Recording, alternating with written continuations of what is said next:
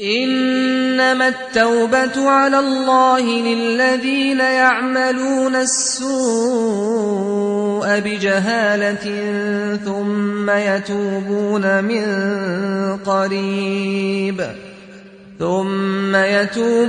من قريب فأولئك يتوب الله عليهم وكان الله عليما حكيما.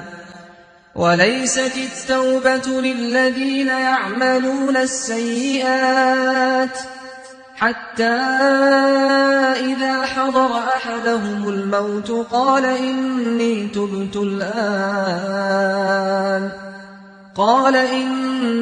تبت الآن ولا الذين يموتون وهم كفار أولئك أعتدنا لهم عذابا أليما.